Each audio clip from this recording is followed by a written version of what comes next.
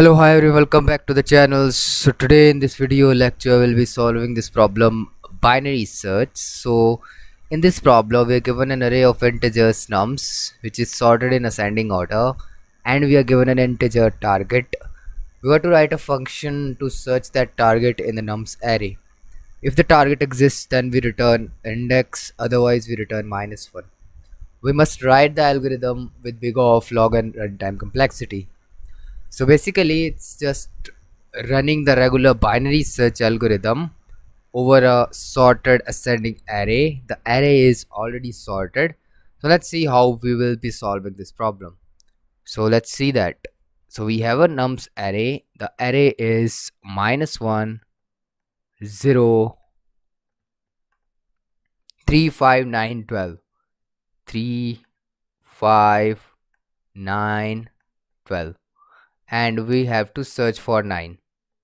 So how we would search for 9? So we have to search for 9. Let's see how we can do that. How we can search for 9. So to search for 9, we take two pointers. Let's take two pointer L, first pointer L, the second pointer to be R. So we run the regular binary search. We know how to do this. Find the middle element, find the middle point of the array. The middle point would be 0, 1, 2. These are the indices 4, 5. 0 plus 5 by 2, that is 2, which is this one. And now compare this 3 with 9. We can see that 9 is greater than 3. So what do we have to do is to search for the 9 to the right half of the array and discard the left half of the array. Search for 9 here. Now the left pointer is here, L is here. Now again find the middle point. 3 plus 5, that is 8. 8 by 2, that is 4. So we land at index number 4, and we compare the element at index number 4. It's 9. So we find our target element. So basically how binary search algorithm actually works. So we have an array. Okay, we've got an array which has bunch of elements. We keep two pointers. The first pointer at the first element of the array, the second pointer at the last element of the array. We find the middle element. Okay, now compare our target T with the middle element. Based upon the comparison, we either move to the left half or to the right half, rejecting the other half. So if the target is greater than the middle element, then that means the target lies on the right half of the array. So we reject the left half of the array. In other case, if the target is less than the middle element, in that case, our target lies to the left half of the array and we reject the right half of the array. So our search space reduces to this one. So if the initial search space is n, it reduces to n by 2 in one iteration or one comparison, right? We just got to find the middle element of the given search space and perform the comparison with the target, and the search space reduces to the half of it in one iteration. And this process repeats until we are left with only one element, or the search space reduces to 0, where we do not find any element which we are targeting. So it reduces to n by 4, then it reduces to n by 8, and so on, right? So in this fashion, we keep on dividing the array until we are left with the single element, which is exactly the target element, right? So that's the worst case scenario, in which we divide the array into halves such that we're left with the only one element, which is our target element, right? So that's all we have to do. Let's see how we can implement it. So to implement this algorithm, all we have to do is to just write the binary search. That's all. Let's write it. So left is 0, which is the first element. Right is nums dot size, which is the size of the nums array, -1, right? Then we perform the binary search while L is less than equals to R.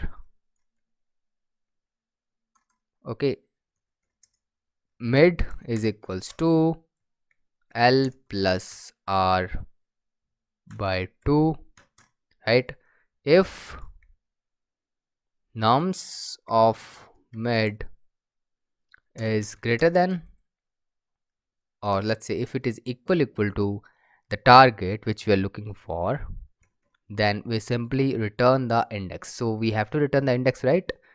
Yeah, we have to return the index. So return the index, return mid. Otherwise there are two cases. Else if the nums of mid is greater than equals to, if it is greater than target, then this case is that when the middle element in the array is greater than the target, in that case our target lies to the left of the array, and hence the search space reduces to the left half of the array. So R becomes mid minus 1. And otherwise if it is less than target, then the search space becomes the right half of the array. L becomes mid plus 1, right? So finally at the end we will return, if there is no such element, then we will return minus 1 by default. So that's how this algorithm works. What is the time complexity? The time complexity will be simply the number of comparisons that we perform, right? Here we can see that the number of comparisons, how much time this loop runs. The loop runs until we encounter with this condition, or we end up visiting all the relevant elements. In that case we return minus 1 when we do not find our target element in the array. So how much time, how much iterations do we perform in this while loop? That is given here in this explanation. We have search space to be equal to n.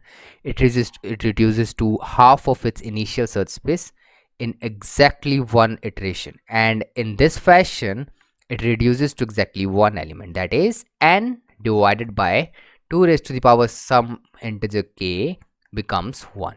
It goes to 1. So what is the limit?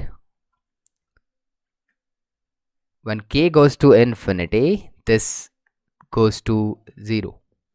Now n is equals to 2 raised to the power k, right?